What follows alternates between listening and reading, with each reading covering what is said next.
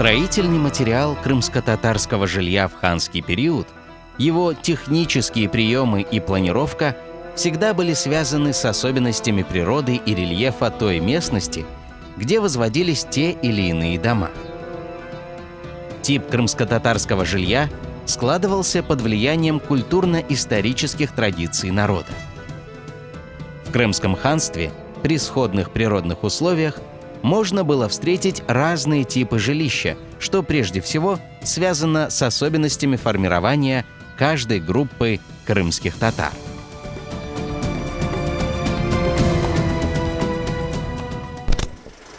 Своему жилью крымские татары всегда уделяли особое внимание. Главным приоритетом был крепкий и уютный дом, настоящая маленькая крепость, будь то в степи, в горах или на берегу. С образованием крымско-татарской государственности окончательно оформились определенные черты и стандарты национального жилья. Примечательно, что дома коренного населения ханства в зависимости от региона проживания отличались друг от друга. Это отличие, прежде всего, было связано с тем, к какой из трех основных групп относились крымские татары. Одним словом, на облик дома влияли природно-климатический регион полуострова, степной Чоль-Тараф, предгорный Орта-Йоллак, горный или южнобережный Ялы-Бою, его окружающая среда и ландшафт. Конечно же, были и общие черты, которые объединяли все типы крымско-татарского жилья, связанные прежде всего с общекультурным единым обликом народа, с бытом, духовной и материальной культурой, сложившейся к моменту образования Крымского ханства. Одной из связующих черт была изолированность домов от улицы. В общекрымской архитектуре присутствовала некая замкнутость. В городах или селениях ханства, там, где площадь позволяла иметь двор, дома были окружены высокими заборами, дувалами, за которые попасть можно было через калитку в стене. Пространство двора было свободным и, как правило, мастилось каменными плитами. Однако глухие заборы не были обязательной принадлежностью всех культурных регионов ханства. К примеру, в Эскокырыме и Карасу-Базаре ограды строились низкими, а на южном берегу, где не было возможности иметь двор, забор и вовсе отсутствовал. Но общим для всех оставалось то, что вход в дом все равно вел не с улицы. Не принято было иметь и окон с уличной стороны. Дома и дворы городов или крупных сел складывались в маале, кварталы или районы, которые имели четко очерченные границы. В каждой маале была своя мечеть и мектеп для детей. Как правило, в центре такого района находилась небольшая площадь и фонтан-чешме.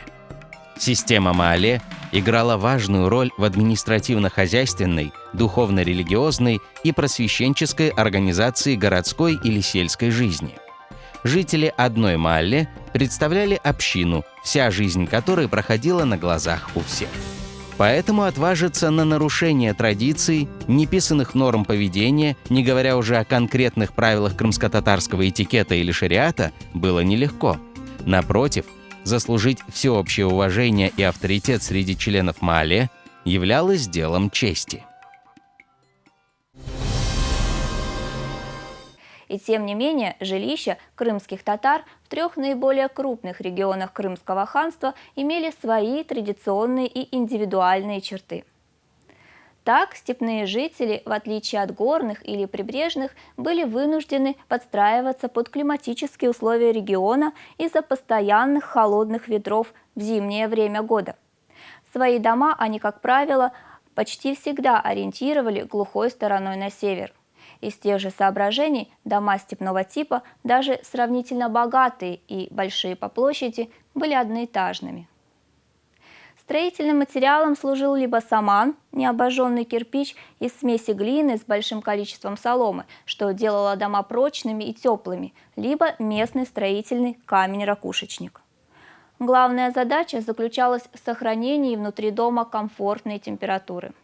А вот высокие заборы были характерны для степных деревень, тем более, что они давали защиту от ветра. Дома располагались в глубине двора, вдали от ворот. Крыши делались двухскатными и покрывались черепицей. Двери изготавливали из досок и снабжали их коваными петлями, ручками, замками, украшенными орнаментом или чеканкой. А в зажиточных и городских домах дверные полотна украшались резьбой. Важно отметить, что большое значение крымские татары издревле проявляли к побелке своего жилья, так как считалось делом чести содержать свой дом в чистоте. Для этого всегда использовалась известь, которую покупали или меняли на шерсть или зерно. Поэтому степные, и не только степные, крымско-татарские деревни, благодаря ослепительной белизне своих фасадов, были видны за много километров в любое время года. В отличие от степного района, в горах и предгорье участки были сравнительно меньше, но дворы еще достаточно просторны для того, чтобы свободно разместить в них дом, сад с огородом и хозяйственные постройки. Как правило, двор в данном регионе состоял из двух частей, и если он стоял на склоне, то и находился на разных уровнях. Верхний чаще всего представлял собой сад с увитой виноградной лозой беседкой и цветочными клумбами. Здесь же находился колодец или чешме. А вот дом и прочие постройки располагались в нижнем дворе. Дома в предгорном регионе строились в 2 этажа с 4-скатной крышей, покрытой черепицей, изготовленной из местной глины. Они были из камня с довольно толстыми, порой доходившими до метра стенами. Из кухни-прихожей в средней части фасада дверь вела в жилые комнаты, а справа имелось помещение для хозяйственных нужд, где устраивали малый очаг для варки бекмеса, ставили виноградный пресс, хранили зерно, катки с соленьями, подвешивали вяленое мясо, держали сушеные фрукты и овощи в корзинах и так далее. Примечательно, что 2-й этаж мог быть выстроен как из камня, но уже стены его не были такими массивными, как у 1-го, так и из дерева, покрытого толстым слоем штукатурки.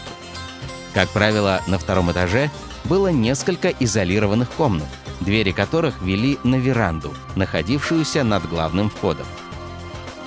Чаще 2-й этаж использовался под жилье только с весны по осень, так как он редко имел печь. В случае же необходимости его отапливали переносными жаровнями с древесным углем. Просторная веранда была неотъемлемой частью дома. Она шла во всю длину фасада, иногда огибая дом с 2, а то и с 3 сторон. Летом семья проводила здесь большую часть времени. Здесь же отдыхали после трудового дня мужчины, курили трубки, пили кофе, беседовали с зашедшими соседями. Еще одной особенностью горно-предгорной зоны были дома в области былого расселения готов, в верхних частях долин Бельбека и Качи, выстроенные якобы без единого гвоздя. Эти дома, называвшиеся чатмаев, строились из толстых дубовых прямоугольных досок. Встречались они не только в горах, но и в самом Бахчисарае, Маале-Сырлы-Чешме, деревнях Буюк-Озенбаш, Кучук-Озенбаш, Коккос. Такой сруб возводился на каменном фундаменте с высоким цокольным этажом. И лишь в некоторых горных селах преобладали одноэтажные строения. Издали горные дома выглядели не такими массивными, как вблизи. Очевидно, этому содействовали общие очертания стен и крыш, их традиционные пропорции, не менявшиеся веками. В предгорной зоне имелись села, где дома соединяли в себе 2 типа архитектуры – горной и степной. Так было в окрестностях Карасу-Базара. А вот что касается южного берега, то архитектура здесь целиком подчинялась рельефу местности и мало напоминала какой-либо из вышеперечисленных типов. Южнобережные деревни располагались на склонах плодородных долин, приобретая форму живописного амфитеатра, вытянутого вдоль течения речки. Все огороды местных жителей находились вне деревни на свободных площадках. Это же можно сказать о садах, виноградниках и табачных плантациях. Что касается улиц, то в некоторых селениях их почти не было. Вместо них имелись кривые каменные лестницы в узких промежутках между двухэтажными домами, которые возвышались один над другим, образуя по склону ущелья сплошную многоярусную постройку. Особый местный колорит придавали всему селению галереи или даже комнаты на консолях, а самим постройкам – легкость и объемность. Кровли здесь делались плоскими для того, чтобы они могли служить одновременно и двором. Кстати, не исключено, что такие условия повлияли на сравнительно большую свободу в повседневном быту южнобережных женщин. Дело в том, что тут более или менее полное женское уединение было попросту невозможным. Приморских жителей это обстоятельство перестало смущать гораздо раньше, чем горожан.